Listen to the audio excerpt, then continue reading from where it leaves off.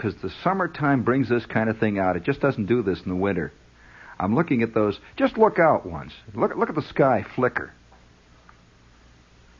Wow, it's been flickering. Summer storms.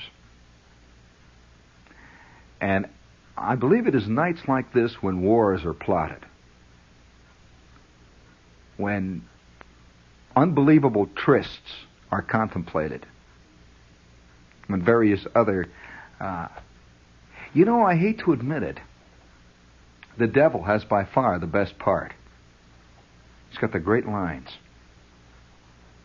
It's very difficult to find anyone, I've never known anyone, really, who, if he was really honest, did not have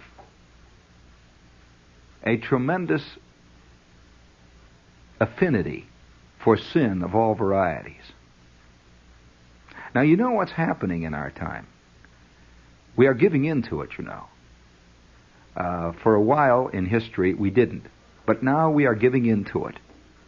But we are making of it an intellectual adventure. You know that all over this country, guys are experimenting with getting bombed out of their skulls with drugs, under the guise of an intellectual experience. This is a purely physical kick. And you get one of them cornered and you say, why, of course, I'm working on the threshold of perception. I'm moving back these more metaphysical aspects of man's mind. Now, the other day I was bombed on pot, and I tell you I moved back the perception. Nobody will admit that he's getting kicks. It's part of it's a kind of cover-up. In fact, they just had that recent thing at Harvard, the LSD 25 bit. Pretty interesting. Wild experiments going on. All, of course, under the most serious of intellectual pursuits, of course. I've been very serious about this. Very serious. Very serious. It reminds me of some of the experiments that were carried out under the Nazis.